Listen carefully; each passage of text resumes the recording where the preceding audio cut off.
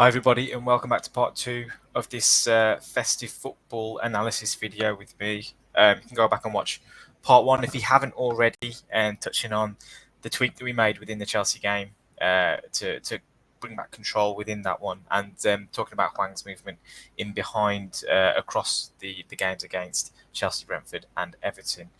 In this one, quite an individual focus. Pablo Sarabia is a player who was split opinion somewhat within the fan base, taking some time to really get up and running within the Premier League. Obviously, arrived in January and hasn't necessarily been the most eye-catching of players.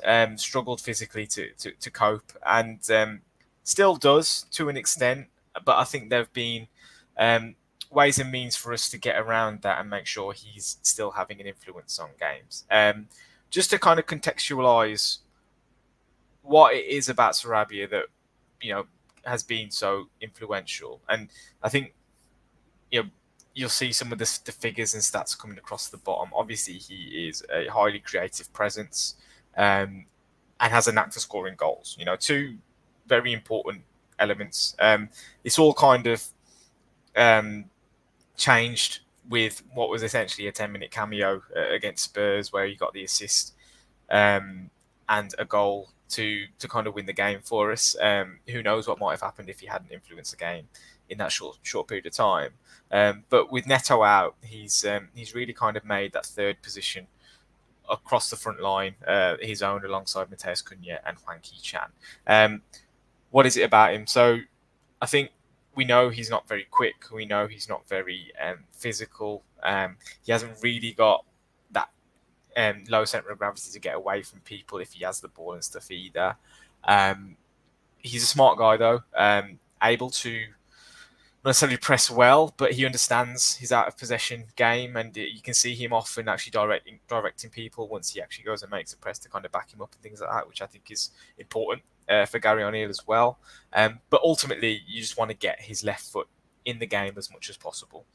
His job is to create. He has really kind of taken that responsibility. Sometimes he loses the ball, and sometimes his passes don't come off. But he's actually, as evidenced by some of the figures you'll see running across the bottom of the screen there, been really successful as well.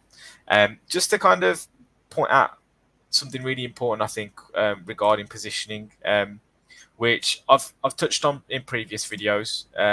So this might not be news to some of you, but I think the relationship between him and Nelson Semedo is the key to all of this, basically.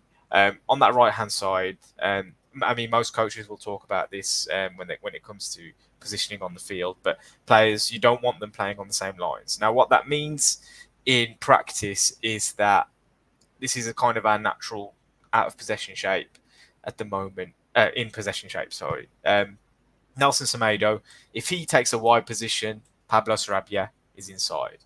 Now, sometimes that can change, obviously. You often see Nelson Semedo coming in, and then Pablo Sarabia will take a wider position. The other key element to this in terms of lines is you don't want them playing on the same kind of depth either. You want one of them higher and one of them deeper, and then obviously that can change as well, just to occupy opposition players, and really kind of keep the fluidity and ultimately create the space for Pablo Sarabia in particular to go out and impact the game.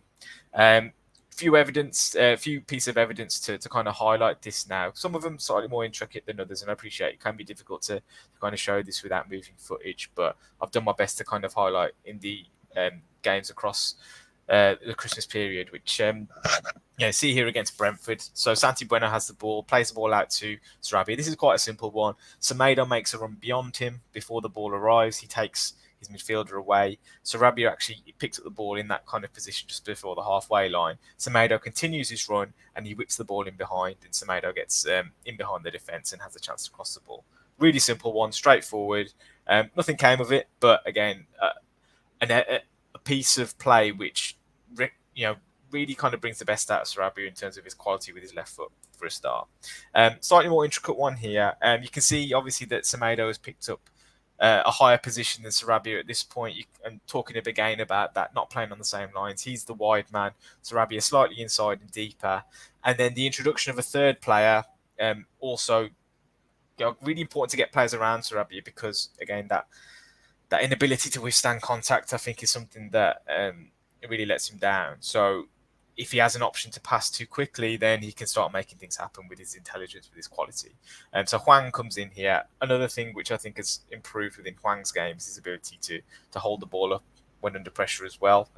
Often been seen going down far too easily over recent weeks, which I think changed definitely from the Chelsea game.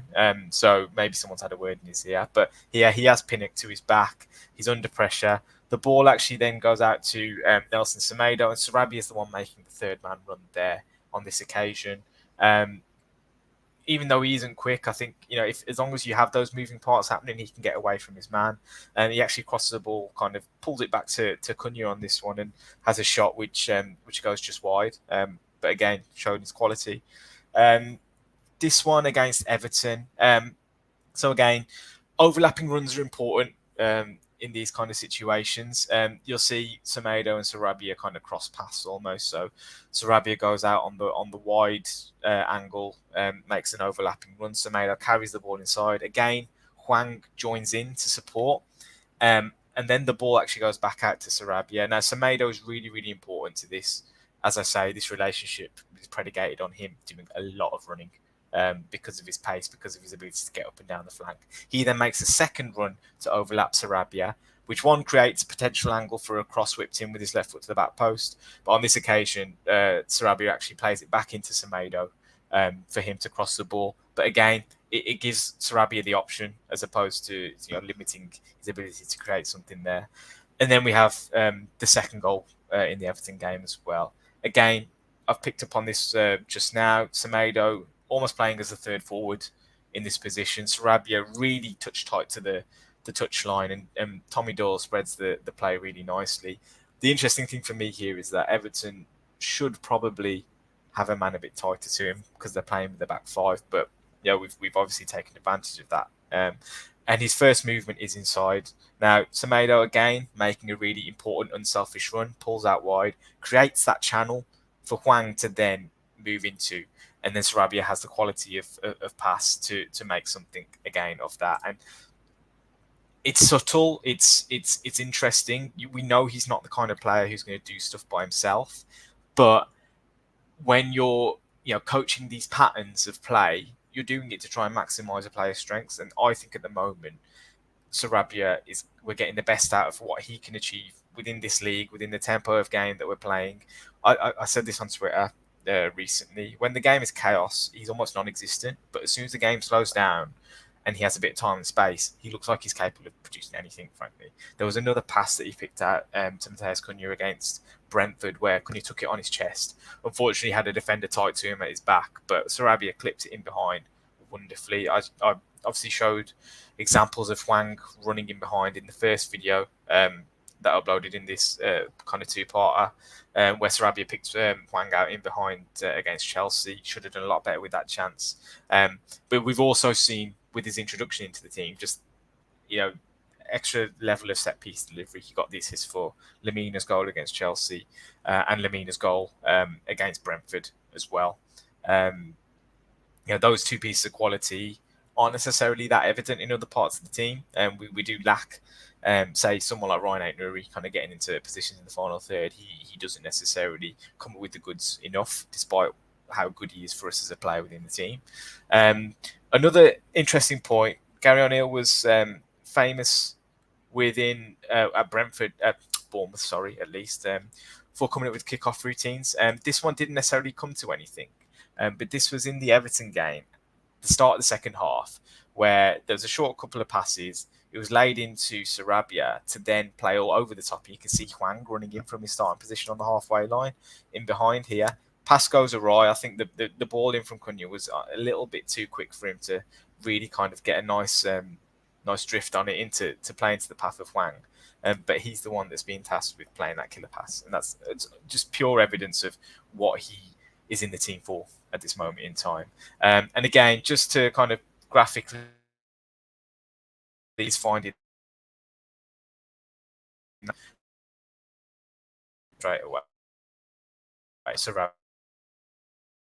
and, I think it's amazing to see kind of the different ways that we're able to get someone who isn't necessarily suited to the league involved, and really having an impact on the way that we play, for sure.